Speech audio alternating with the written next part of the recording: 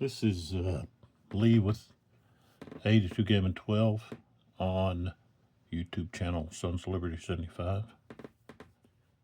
I've got a video here over Glory and Empire First Victories, Wellington versus Napoleon, Lock and Load Publishing, designer Terry Doherty.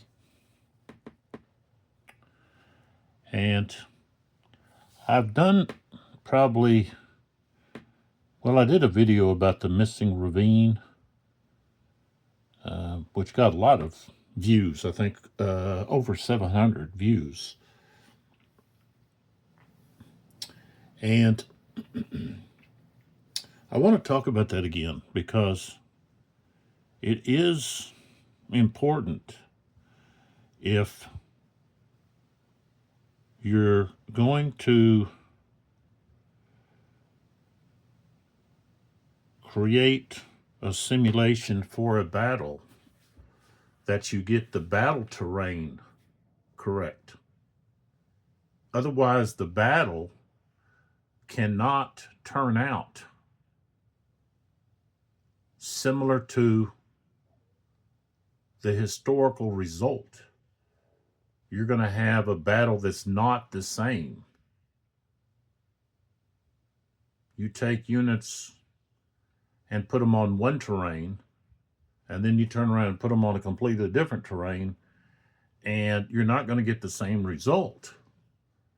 There's going to be some things that are going to, change. And I don't know where the designer or whoever was responsible for the map got their information, but it seems incorrect. And it bothers me. I'm not an expert, especially dealing with maps, but I'm very read on history, and specifically the Peninsula War. I taught history. Not much of it ever dealt with the Peninsula War. But I have, taught history probably over 10 years. And so I understand the importance of terrain in battles. Wellesley was a master at using terrain to his advantage. Later, Lord Wellington was a master. He was able to defeat, or at least hold his ground against the French with usually less numbers. He was at a numerical disadvantage, but he used the terrain to his advantage, and the French did not. Neither did the Prussians or most other generals at the time. Napoleon would use terrain to his advantage. He did so at Austerlitz. But, of course, Napoleon's not here. We have Huneau. And I don't believe that Huneau was a great tactician. And he didn't show that here at this battle. But we need to take a look at the terrain so that we understand what is happening in my playthrough. In the playthrough, I was able, as the French player, to get my cavalry over to what's considered the eastern, this is the eastern ridge back over here, okay? And the western ridge, okay, according to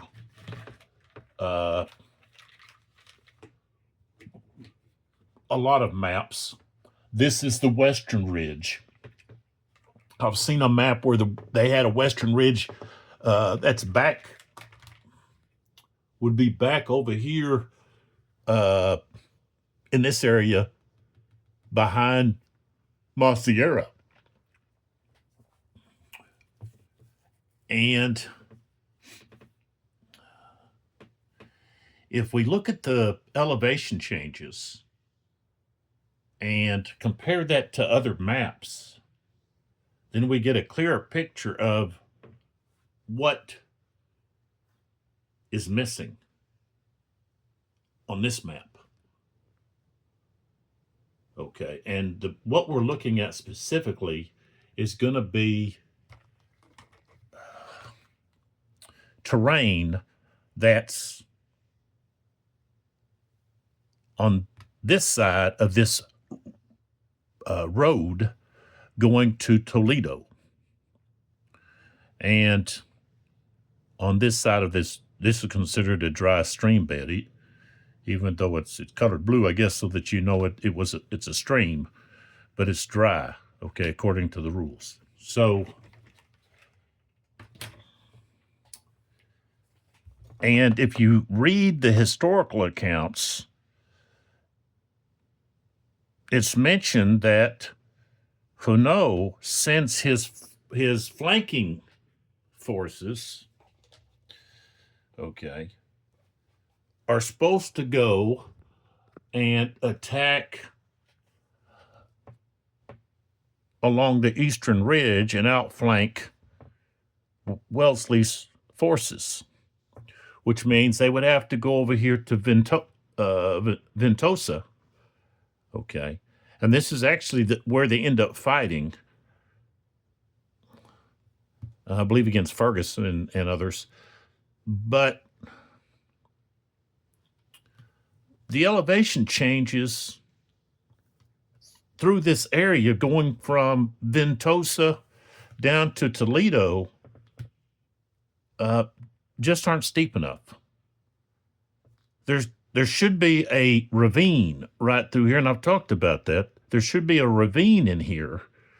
And if you look at maps, you can see that. I'm going to show you one. If I turn it that way, what's going to happen? Okay. So here's one, okay? And if we scroll up, okay, so there's north, okay, here's east, okay. So if we turn slightly, okay, I'll just get a little closer here, but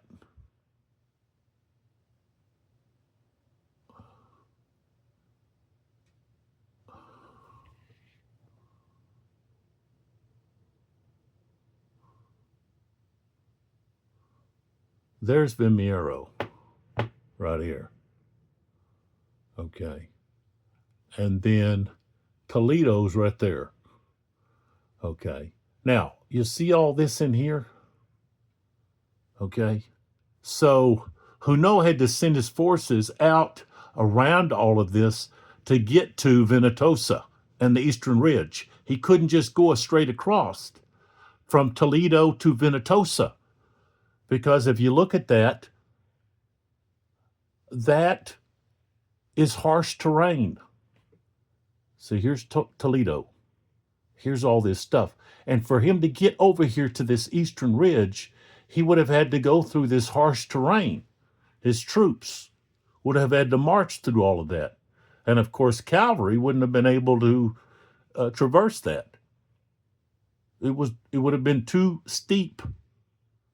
Okay, just like back here, okay, over here, all of this should be very steep terrain, okay,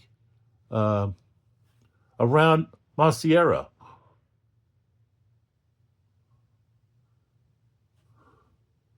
Which is right here, okay.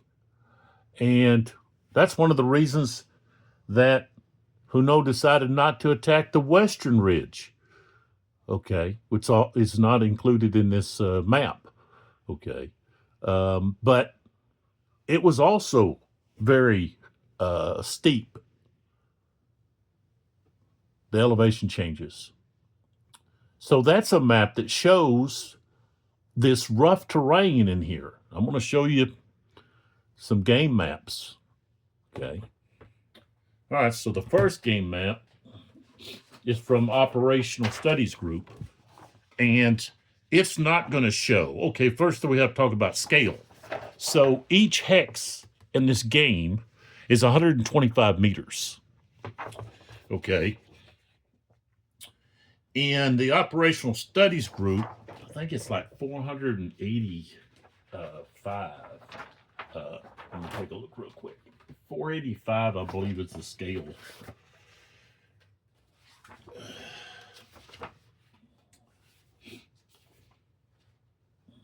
See if I can find the scale here.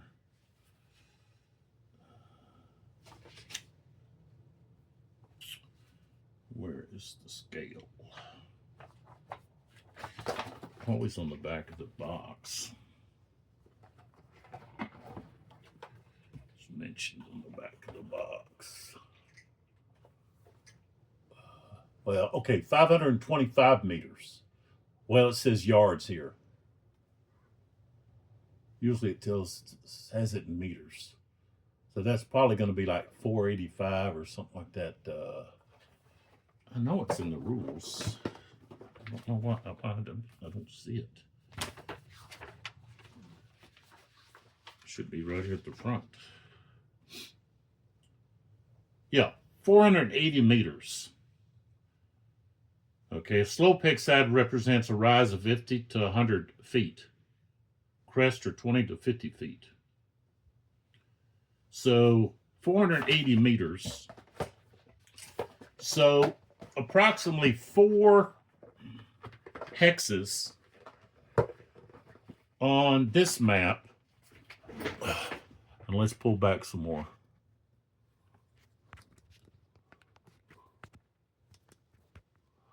Okay, so we can see more. So 4 hexes here represent 1 hex here. Okay, so here's Vimiero, and there's Toledo. So we need to turn this a little bit to match what's here. Okay, so here's Vimiero. We put Vimiero there. Let's see, Maciera. Okay, they got Maciera right here. Okay, remember 4 hexes on this map represent 1 hex on this map. And if we look at the terrain, okay, between Toledo and they don't even have, let's see, Ventosa's not even, there it is. Okay, it is on here. Okay, so between here and here, you don't see much there. You can see that there is elevation change, but it's not drastic like it should be. Okay. But you also have to take in effect that this hex here is 4 hexes here. But that, I don't think they got the, they don't have it right here either, because some of this should be impassable. Shouldn't be able to cross some of these hexes. And there is a few there. Okay, I'll show you right here. These hexes here are impassable. They're not able to pass. So they have that right, but they call this the Longa Ridge, and they call this area back here the Western Ridge, which is way back here behind Maciera, okay, which I said would be way back over there instead of there. You know, there's, see, I can't, if I turn the map like so to put the Western Ridge here, then, let's see, that's still, it's not, you know, that's going to put Toledo over that way instead of where it's at. So, they don't have, there should be some stricter terrain, more difficult terrain between Toledo and Ventosa. Okay. According to drawn map. Now, I'm going to show, that's from the Operational Studies Group, Kevin Zucker. Okay, now, from the Gamers, which turned out to be Multi-Man Publishing, they were, I guess, bought out. They have their Vimiero map, And they, okay, this is going to be, each hex is 200 meters. So about almost a little less than 2 hexes here represent 1 hex here. And the elevation changes here are 10 meters. And on this map, they are 20. Each elevation change is 20 meters. So if we look, so here's Vimiero, here's Toledo. So if we turn this to match, then we have, just like we have Masiera there. Okay. Now, if we look close, I'll just get closer here. These rocks, they represent impassable slopes. Okay, where you have multiple elevation changes. Okay, if you look closer, we've got like all around here, okay, we've got impassable. It's too steep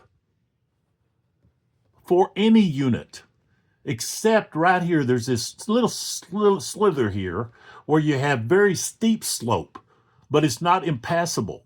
But you've got 1, 2, 3, 4 elevation changes. So that's going from 0 meters to 40 meters right there. Now, if you look over here between where Toledo is and Venetosa, okay, and along this road between Vimiero and Toledo, we have these smaller rocks which represent steep slopes all along here. And so if who was setting up here to attack Vimiero, wanted to move past Toledo and get over here on the left flank of the British, his troops would have to traverse these steep slopes. Cavalry would not be able to do that. They would have to go way around, okay, on the other side of Toledo and even up to Venetosa, because you still have some steep slopes and impassable slopes here. And you also have multiple elevation changes. So, and if you look here, even if they got around, they would have to, in order to get to the backside of Vimiero, they wouldn't be able to here because of the impassable. They only have this small area here which still has steep slopes, which is not going to be traversed by cavalry. So this map actually comes much closer to the description that we get from eyewitnesses, people that were involved in the battle, and the descriptions on this map. On this map, it's very difficult to have your troops move across and move through these steep slopes in this game. And some of this you're not going to be able to go through because it's impassable. It's too steep. Especially if you're hauling equipment, 40 to 60 pounds of equipment. You know, your guys are going to get tired out going up these steep slopes. So he had to march around and use the road to march around.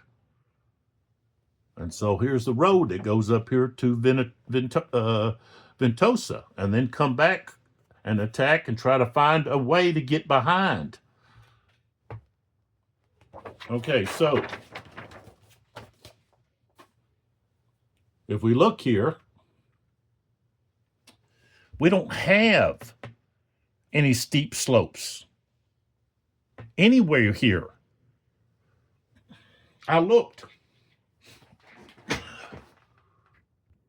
Let's take a closer look.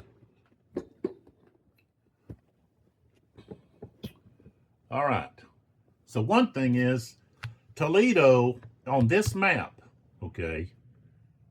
This area here is 0 at elevation 0.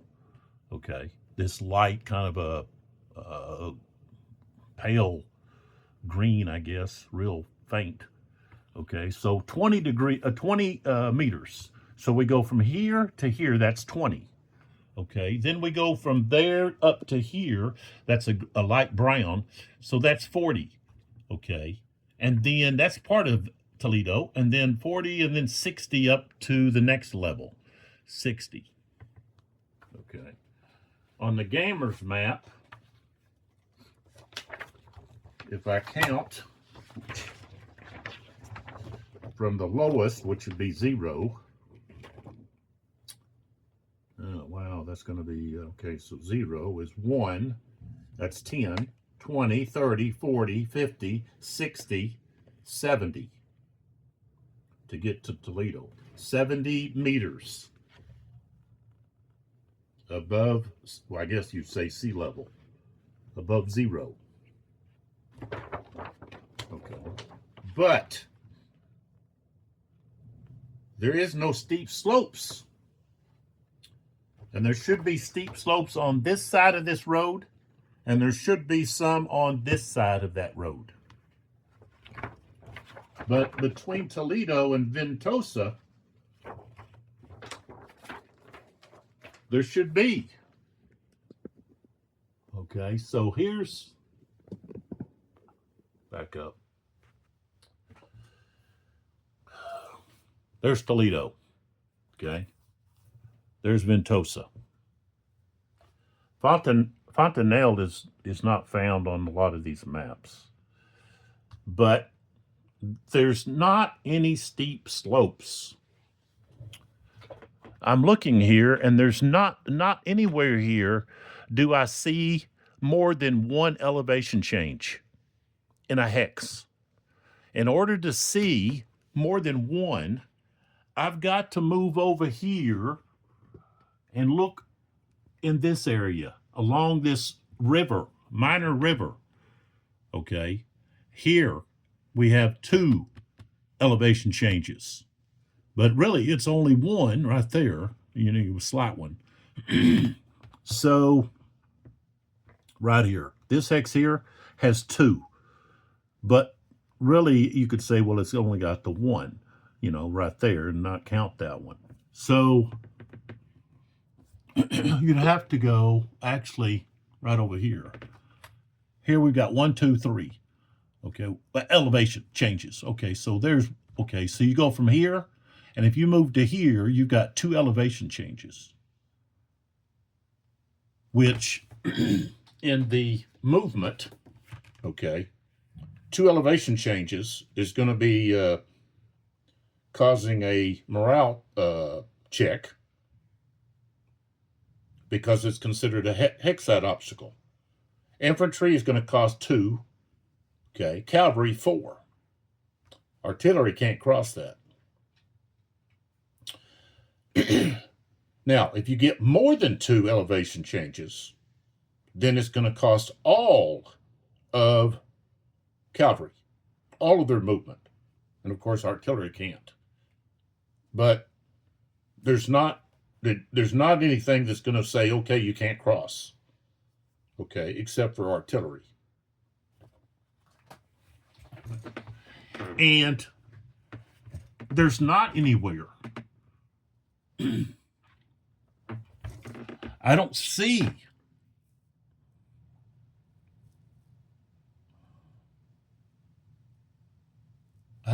where someone's going to encounter 3 elevation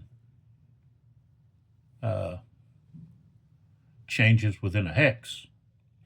And see, there has to be terrain much steeper than what's depicted,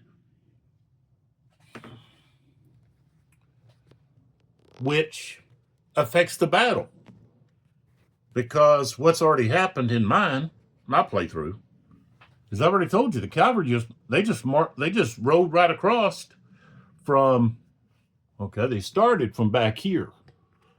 Okay, so instead of them having to move this way Okay, on this side of Toledo, go up here to Ventosa, and then come down. They just went straight across here to Toledo, and then just straight across. They just cut right across here, which they shouldn't have been able to do. This in here should be very steep terrain, and there's only minor elevation changes here, you know. So this is affecting the outcome. It gave the French a huge advantage that they didn't have. This is one of the reasons Huneau didn't have a coordinated attack. He had to send part of his army, and it split his army, send part of his army on a long march. And of course, when they get over there, they're tired. And they don't get over there as fast as he thought they were going to get over there. And yet he gets tired of waiting, and so he goes ahead and attacks Vimiero, and they're not over there yet to draw forces away. And he had the advantage. Well, maybe he didn't. Maybe Wellesley had more. I think Wellesley was supposed to have more men. Yeah. He was outnumbered, which is if you're outnumbered, why are you dividing your forces? You need to be attacking. I guess he wanted to draw forces and then, so.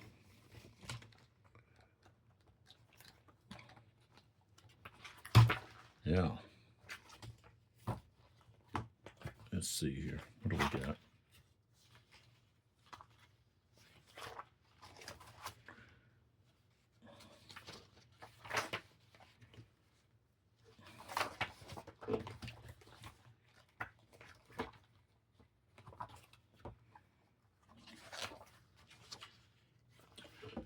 They've got this map in the book, the companion book.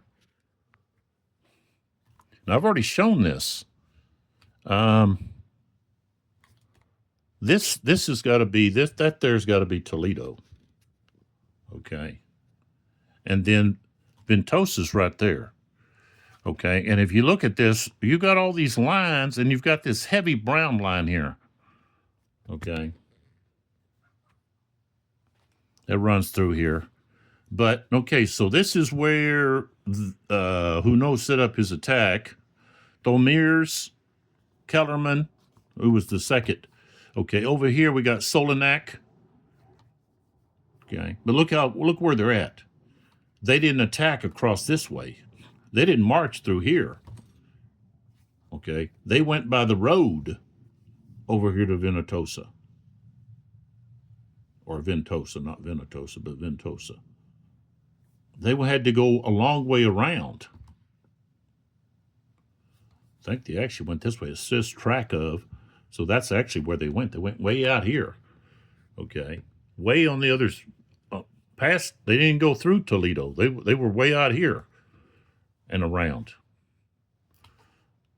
Huneau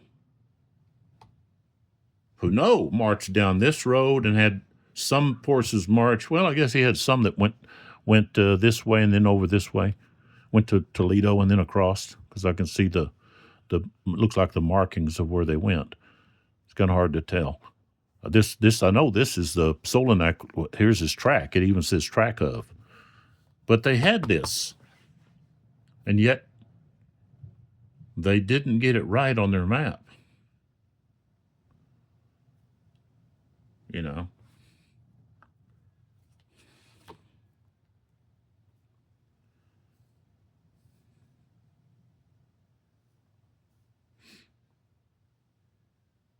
Talks about Solinac's brigade, which, though last attached to the right, had first scaled the opposite mountain, having traversed Toledo, had nearly reached Fontenelle, and was not yet formed up when they were attacked. So it mentions Fontenelle, but see, a lot of maps, for some reason, it leaves Fontenelle out. So you really can't, like these older maps, you can't just take one of them and say, okay, that's what it was like. You've got to compare what's available and then look at what's there now, even though you can't solely depend on what's there now, but it does help. But you have to go by these reports of what they said, you know, and they were not able to march across like I was on this map. This should be rough terrain through here. There's got to be rough terrain to force the French to move around Toledo to get to Ventosa and then begin to move back to attack the flank. You can't have all of this gently sloping terrain in here.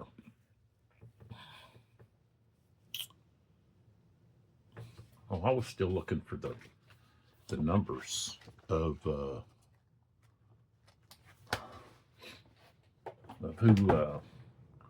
what the who had the advantage in size and numerical strength. But let's see if I can.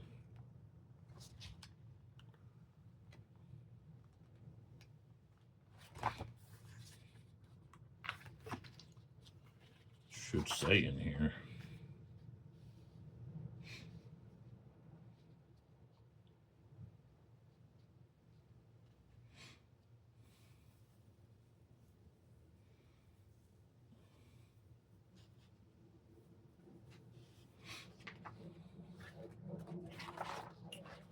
Somewhere.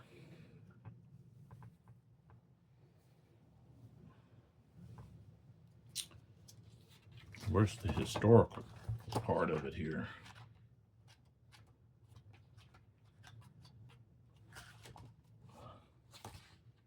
That's Galicia. Oh, here we go. Leslie Khan of Vimiero.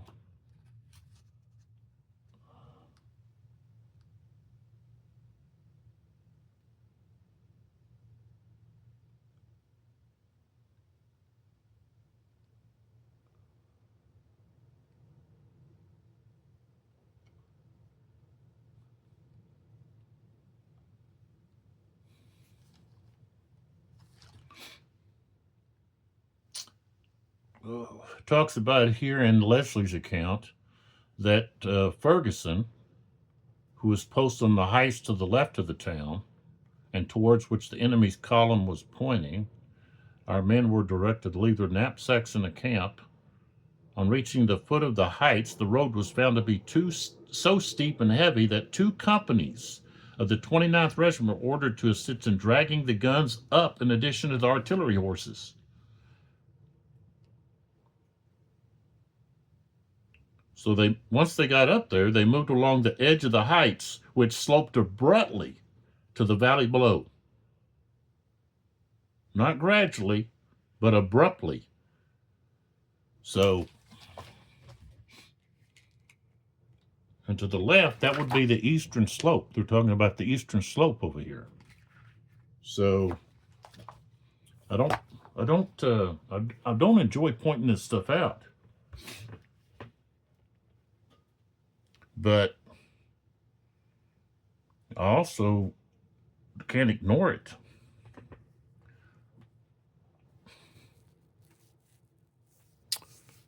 You know, no game is going to be perfect. I don't think I've come across one yet. Because I was like, oh, there's nothing wrong with this. There's completely nothing wrong. So, you know, sometimes it's something minor, other times it's something major. But I'm hoping that when they, you know, finish publishing, or they finally publish the next volume, which deals with the Battle of Fuente de Onoro,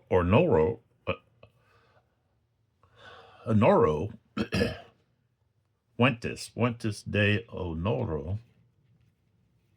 I think I got that right. See, I make mistakes all the time. I don't want to be too harsh. I'm not trying to be harsh. I may sound like I want to be harsh, and I want to just like slam them for this. I'm just pointing it out that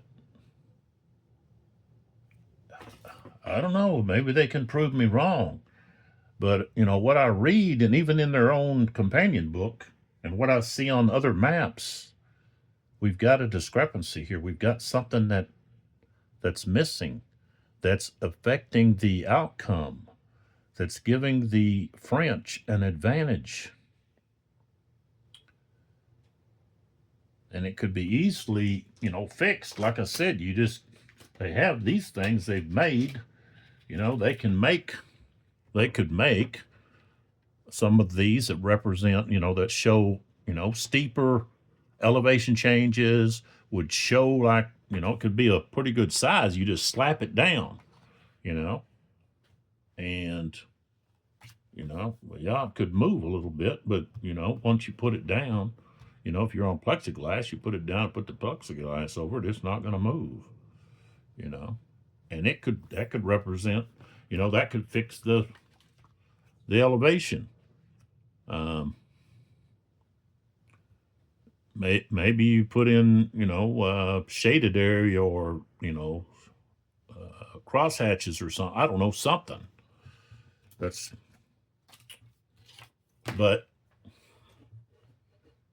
I don't like being told, well, you can fix it yourself. I paid the money I paid for the game. That bothers me. You shell out all this money.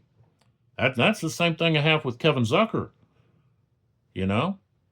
His games are not cheap, but they've got errors upon errors. They got all kinds of errata, and they even have such a huge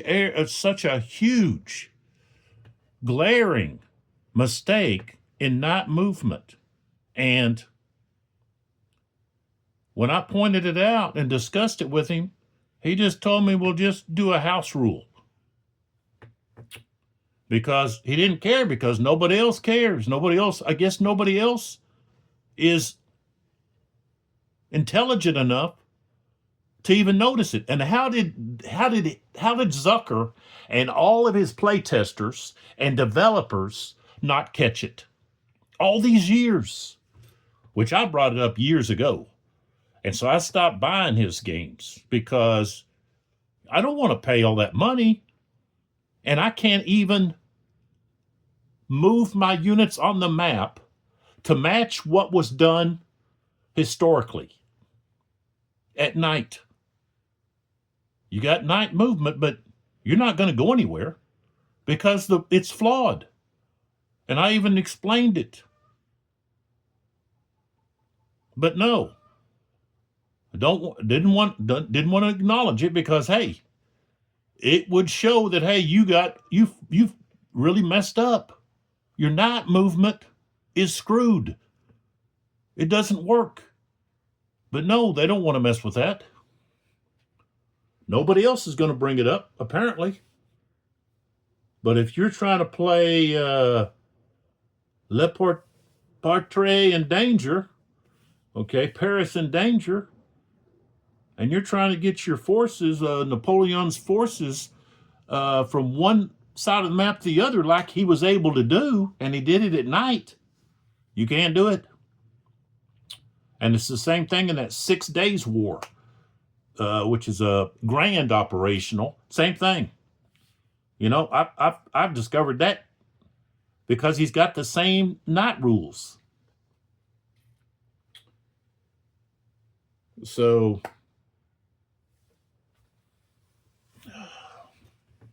it's like it has to do with the Battle of Vauchamps. Okay.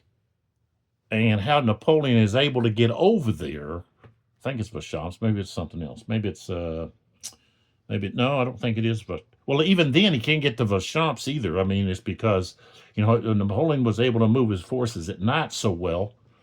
And other generals tried to move their forces and they get them lost. Well, Napoleon, his troops didn't get lost. I guess they went by lantern or I don't know how, but they did it. And I think it's the second scenario. The second. So from the first battle to the second, I've drawn a blank here, but I don't. Maybe it's like Brianna or something. I don't know. Anyways, you take a look at that. Try to move the French forces through the late evening and night and early morning and get them where they were historically. It's not possible.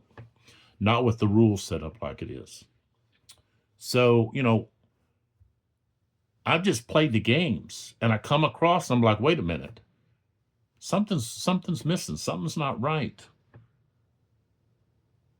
And, I've had the same issue with the gamers Talavera. And if you watch my Talavera video where I compared the three different games, Talavera battle games, then one was La Bataille, you had the gamers, and the other was Kevin Zucker's.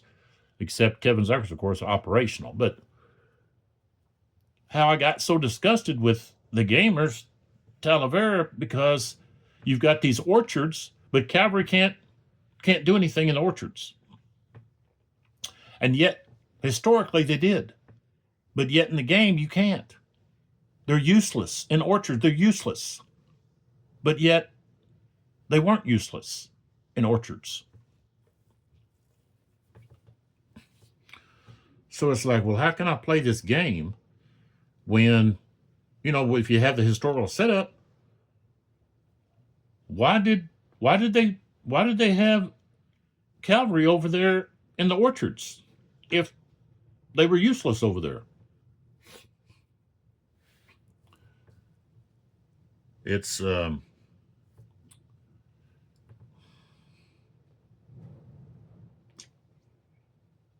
I know as with my own things, I was a teacher, so I made I made out a lot of my own tests and things and materials. I made errors,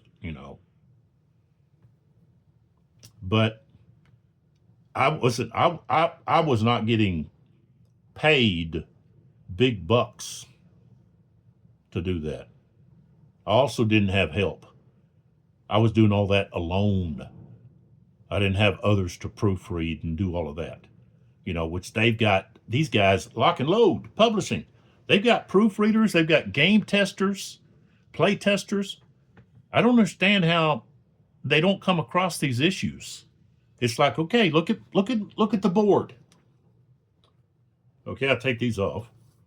Look at all the colored discs that I have out here. And why do I have those out there? Because there's not enough informational counters for me to use. And so I've got to use something else of my own.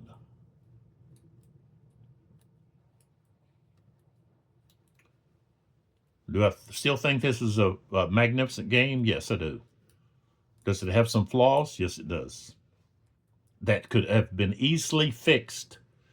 And it's like, okay, how did they not discover the shortage of informational counters unless they just had a big pile that they were pulling from?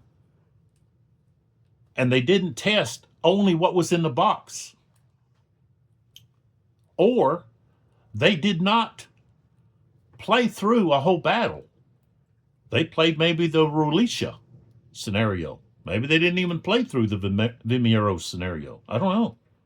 But I don't know how you did not, if you played through, there's no possible way that they could have played this scenario completely all the way through and not discovered that, hey, I need more counters. The player is going to need more counters. And if you're going to play through a historical battle, you better know everything about the battle. You better just not go in there and think, well, I'll just play. I don't need to know. I'll just play. Well, that doesn't work. You need to know who won, who lost, what were the strategies, where did they actually attack? Why did they not do this or do that? Well, I'm just going to cut across there. That's what I did. Hey, I can cut across there. That's what I did. I cut right across there. And the terrain is not historic. It's not, the terrain is wrong. There's not any impassable terrain on this map. Not any. Artillery, there's places they can't go. The infantry, they can go anywhere they want. They can go up, down, these slopes, no problem. And even if you were to do it without any backpack, rifle, gear, all of that, there's places you wouldn't be able to go up and down, not without possibly killing yourself. So, and again, I'm not trying to bash anyone. I'm just pointing it out. And I know I've already done it before, but guess what? It's bothering me. As I'm playing this, it's bothering me. That how did they not see such a glaring, unless they didn't know that much about the battle. They got it all written down. Somebody had to type that stuff up. Unless they just copied and pasted. And I think that's, I don't know, maybe that's a copyright issue there or something. I don't know, but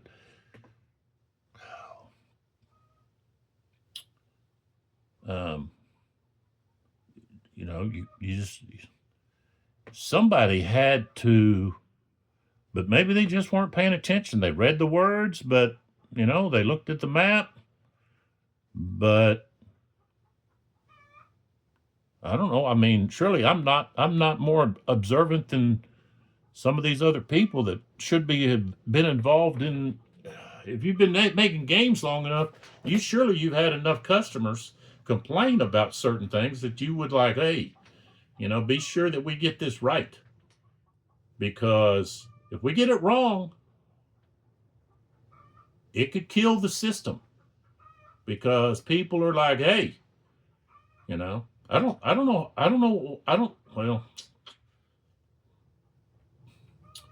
buy Zucker games anymore. The only ones I have, I did, but then it's like I sold them. The only ones I keep are the ones on the Peninsula War. And he was supposed to publish the next Peninsula War volume this year, but instead he put a hold on that, and he went back and published one of the ones that had already been published. He's republishing it, and put a hold on the ones that haven't been finished yet. And why? I don't know why. Why did he do that? I guess he thinks he'll make more money on the. Maybe he's had people, ask that, hey, we want a reprint. We want a reprint. Well, how about finishing the series first, and then, or how difficult is just do a reprint? And still put out the stuff that hadn't been finished yet. But I ain't worried about it. I know I have a difficult time playing his games anyways, because of the whole issue about the night movement, and he didn't really want to acknowledge that I was right and his system was flawed, and just told me, well, if you don't like this or that, just house rule it. I didn't pay $100 so I can house rule a bunch of shit.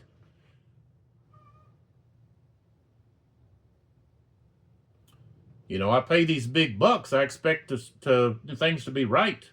I expect to have enough counters to play the game. I expect the map to be correct. And I don't know how many games, historical games, where the maps have not been right. And it makes you sick. Decision games, I don't buy their shit. Okay. I bought they had Midway, Solitaire Midway. Don't buy that.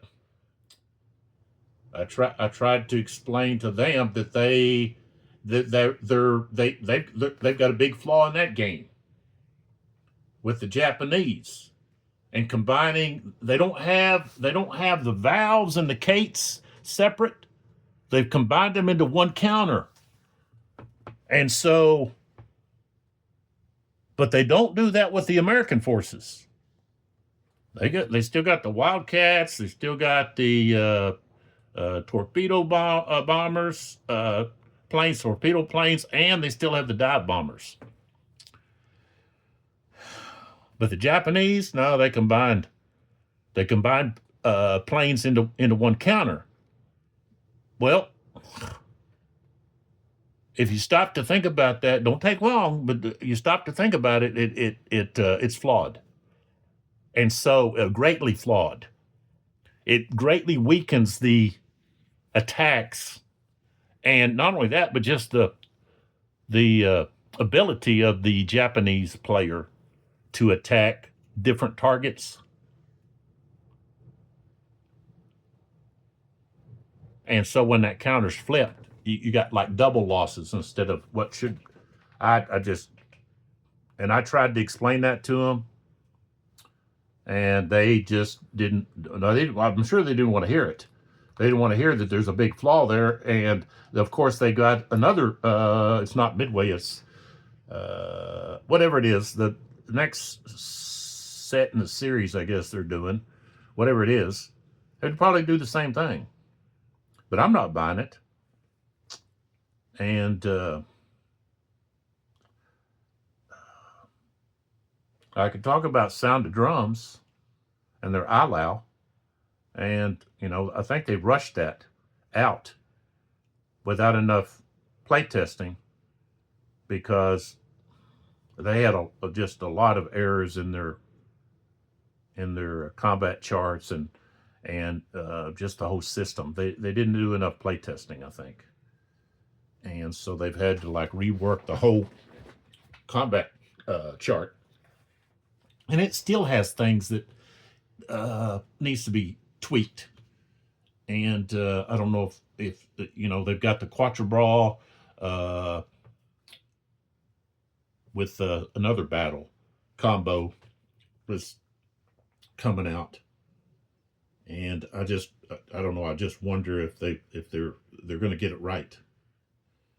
I put in some suggestions, but I think it reached deaf ears about some things, and that's what happens. I mean, I guess I don't know. For some reason, I'm able to look at some of this stuff and find this stuff. I'm not digging for it. I guess because I know the history. I know who's involved. I know what's involved. I know what units there should be and what units there shouldn't be, because I've read lots of books, not just one, over the topic, over the battle.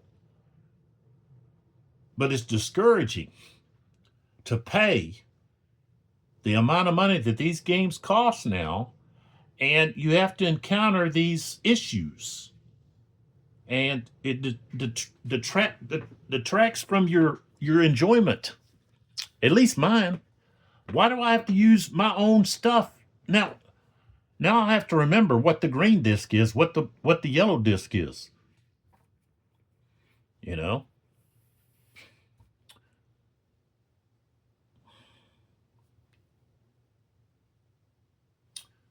then but hey, look at all the counters I've got over here. Look at this. See all these counters? Most of these counters, there's a lot of these counters you don't use unless you're playing the advanced brigade. What is it? The brigade system. I'm never using them. They're worthless, but I paid for them. But in order to get the game, I had to pay for them. I didn't have a choice of, do you want all three rule sets? Nah, I don't. And now, with the next one, they're going to have an operational, and I don't see that working. You're still going to be forced to move into where that battle actually took place, they're not going to provide you enough maps to like fight the battle over in another area. So the operational, I don't know, it seems like to me that you just throw that in there and then you can raise the price of the game even more. Why? Why do that? If you want to do that, add that as a add-on. Like, okay, here's an add-on. The Western Ridge. The assault on the Western Ridge, that was an add-on. I paid extra for that. Why not have to pay extra for the brigade system and this new operational system that they're going to put in the box that I'm not going to play because it's not going to work. I put a lot of thought into something like that. It doesn't work. You can't provide. You're going to have a map that you can then add a lot of tiles to, or a lot of these type of things that have terrain on them, that you can just slap down in different places. And it's just going to be random because, how you going to provide the whole topography of the whole area where this operational system is going to allow the units to go? It's a I think it's just it's for me buying the next volume. A lot of my money is going to be wasted because I'm not playing the brigade system. That's way too complicated, and I'm not going to play the operational end of it. They're trying to do too much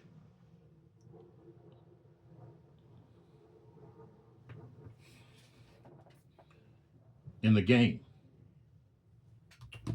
and I know I've kind of veered off on different topics, but they're all related. They have to do with flaws that you find in a game, and it can change how you feel about the game. You love this and that, you think it's a great game, and then you find the flaw, and then it just kind of ruins it for you. And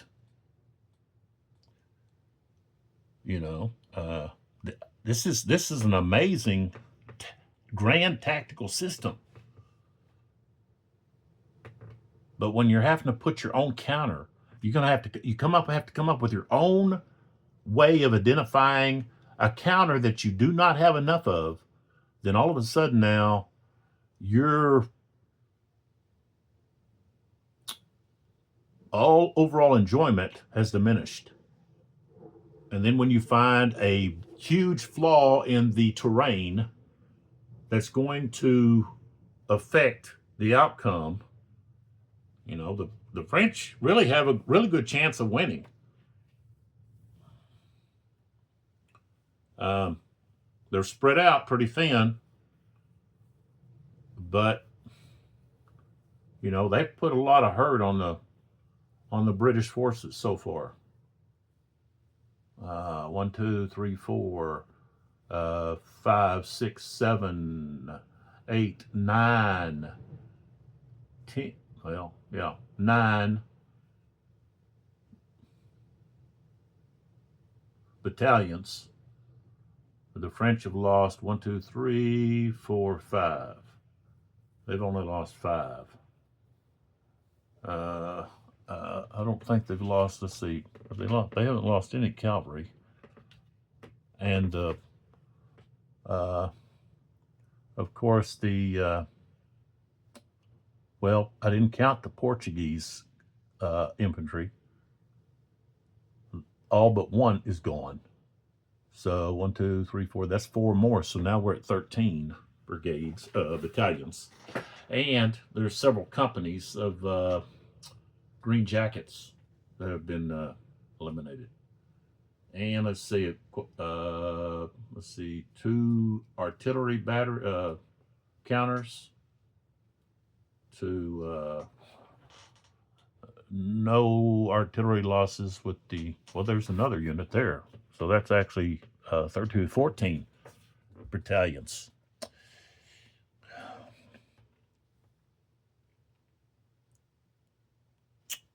I think I've rattled off here long enough about this. It got to where it was just bothering me, and I needed to do something. Sometimes making a video just allows me to get it off my chest, clear my head about it. But you know, you as a gamer, you need to be aware. You know, and that's what I do. That's what I'm here for. I mean, I'm not asking for you to buy me a cup of coffee and all that other shit. I don't like it. I do not like it when these YouTubers are asking the viewers for money for, that's what the coffee. Buy me a cup of coffee. Da, da, da, da, da, da. Why do I want to buy you a cup of coffee? What are you going to do for me? Yeah, you got to put out the video, but hey, that's you. Why do I have to subscribe? Why do I have to like? Why do I have, if I comment, you know, sometimes it's good, but sometimes it's bad. Maybe you don't want my comment. Maybe you don't want me to subscribe because I'm going to be the one that's going to find stuff and rattle your cage about stuff. I'm not asking. I want comments, you know. I don't get very many. I guess there's a lot of people that are kind of, I don't know if you're just scared to death. You've seen some of my videos and know that I'm a little bit off sometimes. I just, you know, go wild a little bit. But hey, I don't know where you live. We can have just a regular discussion about something. I'm not going to go off on you unless you go off on me. Then then it's open season. But I'm not ever asking you to buy me a cup of coffee or subscribe to my Patreon, or, you know, or any of that other shit. You know, all of that just really bothers me. I don't want to be watching somebody that's always begging for something. Sounds like those preachers, you know, constantly will send money and, and God's going to bless you and this and that. Hey, buddy, if the preacher was a man of God, he would not be going to people online or in his congregation for what he needs. His source should be God. God has what he needs. I don't. So that irritates me. Irritates me when they put so much pressure on you to give. Well, you're asking the wrong person. I don't have what you need. You know, I'm not your supply. I'm not your river, your supply source. And guess what? You guys that are watching my stuff, you're not my supply. I'm not asking you for money. I'm not asking you to buy me a cup of coffee, which isn't a cup of coffee. You think they're going to buy themselves a cup of coffee? What you saying? No, they're going to put it in the bank. They're not, he's not buying himself a cup of coffee. You know, he's fooling you. He's pulling the wool over your eyes. You people know who I'm talking about. Anybody out there, there's a one specific guy, you know. I don't want to watch his videos because of that thing right there. I don't want to deal with no beggar, you know. And I don't know why you're on here begging. You know, I don't make no money at this. YouTube doesn't pay me nothing. I don't have no sponsors. You know, all the sponsors I've ever had, I just made them up. I never got any money from anybody, you know. And the only thing I ever said, well, I had a sponsor this, was stuff that I liked. I wasn't anything that I didn't get a dime from nobody. You know, I'm not asking for money. I'm not on here for that. I'm on here to help the gamers understand how to play these games. And also let you aware of when a game has a flaw so that you know whether or not, do I want to invest in that? Is that something they're going to fix? Are they going to leave it alone? Are they just going to ignore it and keep dishing out the games and not letting their people know, hey, we really messed up. The nighttime rules don't work, but we're not going to change them. because we don't know how to change them. We wouldn't know how to fix it. And we wouldn't want to go back and change it. Well, you don't have, they've already made changes. They make changes from, they get some of these little buddies, their little buddies make some little stupid recommendation and they change it like lightning fast. They get somebody that actually knows some stuff, and is going to challenge them on something that they don't want. No, They just want you to house rule it. They don't want to do anything. They don't want to make a major change. They don't want to acknowledge that they've made a big mistake. But Kevin Zucker, you have made a huge error in your library of Napoleonic battles. It goes all the way back to the 6 days, and probably even before that, with your nighttime rules. They're flawed. Anybody that you just need to know, if you buy his games, the nighttime rules do not work. You cannot move anywhere historically. You cannot move like the troops could, and he even said, well, he had the gall to tell me that, oh, well, I'm not Napoleon. So, I'm not able to move the counters on the map to match what Napoleon did, even though I have the information of how Napoleon got from point A to point B. But because I'm not Napoleon, I can't move those counters across the map to match. That's what he told me. Oh, you're not Napoleon. Well, Kevin Zucker, your games are flawed. You should have just said, hey, I appreciate it. I'll look into it and see if I can fix it.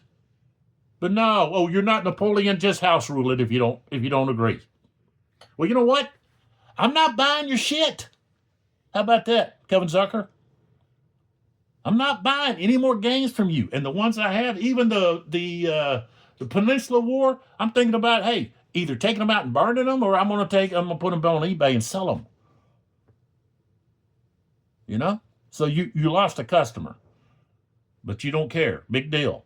But guess what? You may lose more, because here I'm spouting this all out on this this video, and maybe other people are going to take a look at it and say, you know what?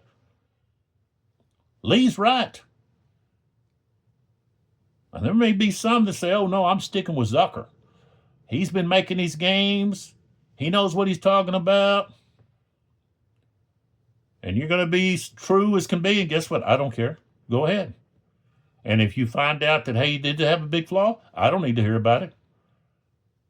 I don't care about that either. I made my voice heard, and I'm making it heard now. And Kevin Zucker knows that the game's flawed. I explained it in detail. I probably wrote a whole report explaining in detail, historically, from Charles Oman or other historical writers, had it down there, and then showed what I tried to do on the map and all that. I explained it in detail. He didn't want no part of it, because he recognized immediately that I was right, and he didn't want to admit that he had a flawed system and game. It changes so much. And I'm sorry to say, but we've got a flaw here in the terrain. A big, huge flaw. And if the designer wants to debate me about it, hey, let's go, because he printed off the words. I don't see where the mountain is. I don't see what's in the companion book that's described by Leslie's account. It's not on the map. So I'd like to discuss it. I'd like to have a little back and forth about the map here. And that there's not one hex that's impassable by all units. And I don't understand how that can be. Not by looking at other maps and historical maps, Of course, the terrain has changed so much that, you can't go look at a Google map, you just can't really see elevation changes on that. You'd have to, use something else. But, even the maps that they included in the book show steep ravines, steep slopes. So, I don't know. I'm going to keep playing. I need to look at Rhodesia and take a look at that slopes there and see if they got that right. It's just discouraging when you find something that's such a major flaw. Okay, and for a game, the map has to be right. If the map is not right, that messes it all up. The battle is not the same if the map's wrong.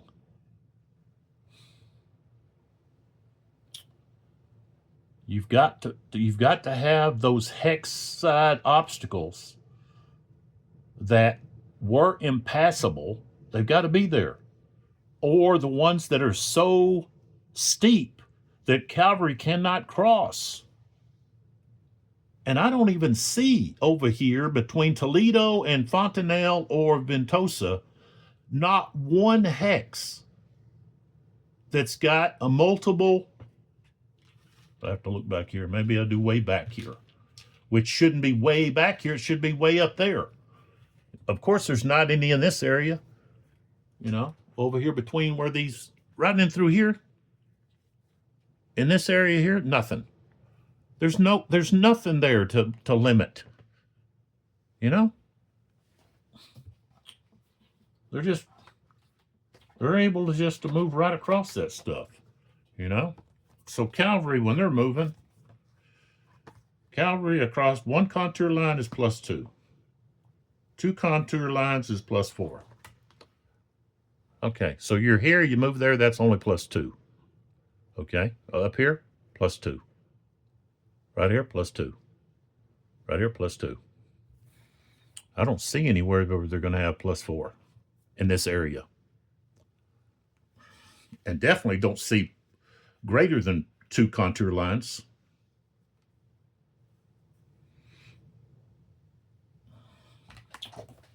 So that's it. That's maybe when it gets to bothering me some more, just like these counters gets to bother me, where I've got all these wasted counters that I can't use over here, but the ones that I need, I don't have enough of. And I know there's going to be people that say, well, just don't buy the game. Well, how do I know until after I bought the game? Because there's not anybody else online that's doing this. I don't see any other game people out there. You know what? They're kissing butt. Most of them. Big board gaming, he'll throw mud at them. He'll flat tell you. But some of those others, they're not going to say anything. You know why? Because they're getting sponsored or getting free games from these people. You think I get anything free? You think Glory and Empire has sent me a check or sent me a game so that I say good things about them? Heck no. Well, if they watch my videos, they know, hey, don't send that guy anything. We don't want him doing anything about what we do. Well, guess what? I bought their game. So I've got the right to say whatever I want about it because I paid for it. Oh, man. And I'm really going to be disgusted if they get the Fuentes de Honoro map not right. And there's some things on that took place during that battle that are important that, you can't just traverse wherever you want to go. And they better do a good job of investigating and reading and finding out, the reports and what was said so that it matches what the map is like. And, otherwise they're going to lose. They're going to lose, well, at least the one thing is they'd lose me because why do I want to keep buying paying over $100 for a game when it's not going to be right, or I'm not going to have enough counters, and then I'm going to end up with all these counters and stuff I don't even use that I paid for. If anything, that kind of makes you sick. That you had to buy. I don't know why they just didn't had it as a module. One thing is, well, they can make more money by just putting it in there and making everybody pay for it. But you know what that'll do? Turn people off. People that actually are thinking about it. Maybe more people are after I bring it up. So don't send me, don't buy me a cup of coffee. Don't worry about subscribing. Don't worry about liking. Don't worry about sending a comment. But if you want to send a comment, I'll respond eventually. And I'll try to be courteous. But if you attack me, just know, hey, I'm gonna bring it. That's why I'm not on Board Game Geek anymore. I got completely axed off of there because some designer, they're going to side with him before they side with me because, hey, I'm not a designer.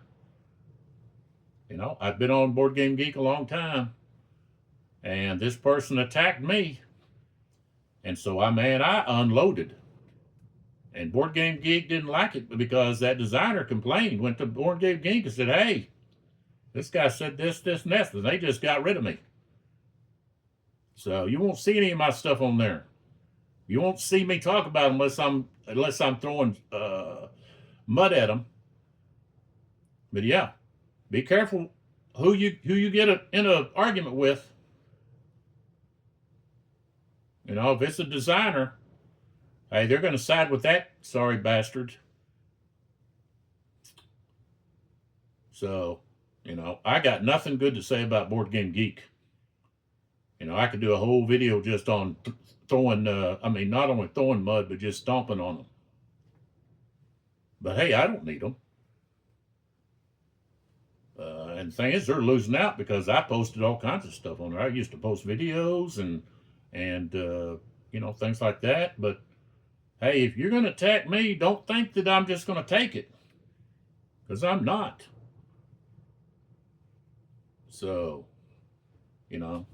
I ain't saying nothing. I'm not coming after you.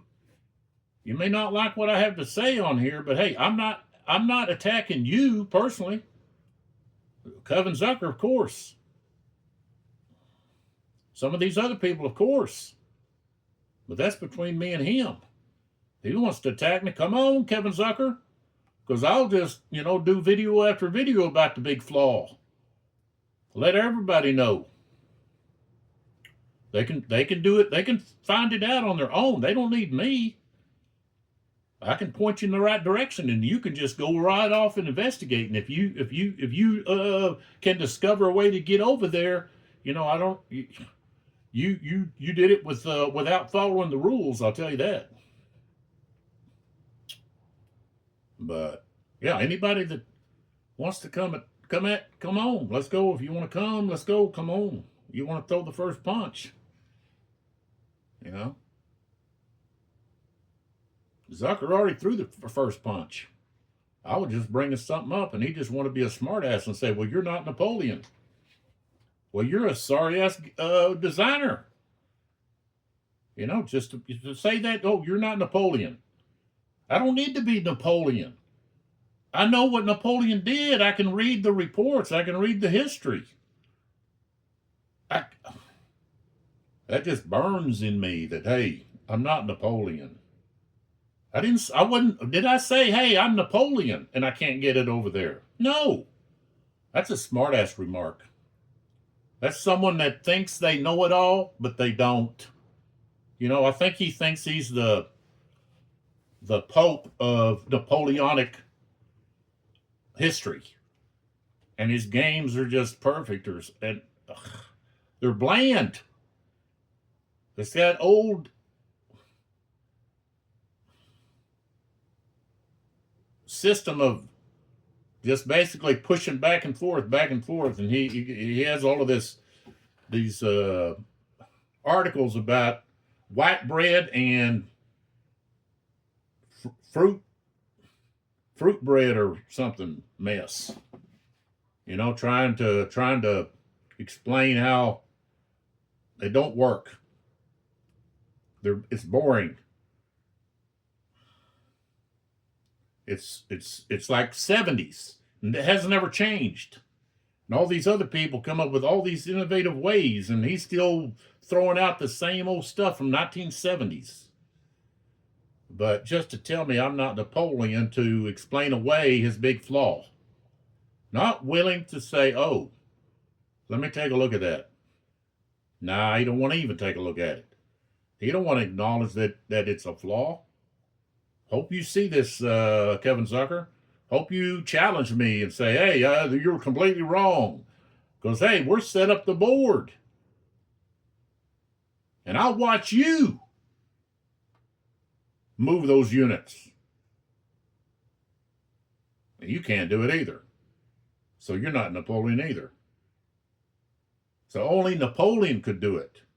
Even when we know how, that he did it, we didn't see him do it. We've read reports and, that they showed up at this time and this and that. Well, their clocks weren't the same. You don't know exactly what time they got there. Their clock could have been wrong. Hey, the sun comes up and down,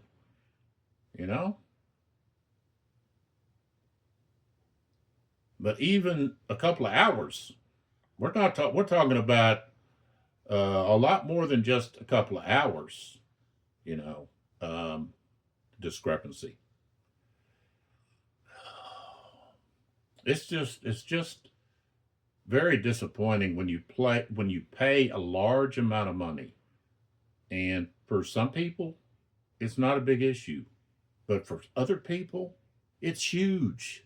For me, it's huge.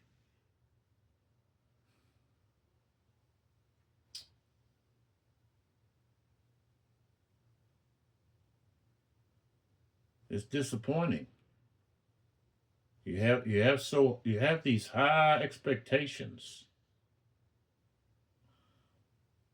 And I know when I was teaching and coaching, my administrators told me that my expectations were too high. Well, I'm not lowering my expectations. If you want to lower the price of the game, I'll think about it. The more I think about it, the more discouraged I get about the whole thing. Now, does it like, I don't know.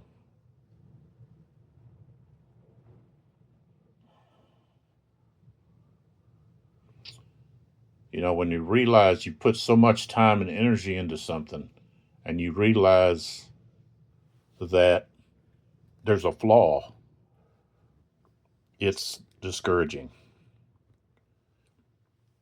It's like playing the game the wrong way. And yeah, I've made a lot of mistakes in playing this, and I still do. Oh. But this is still my first playthrough.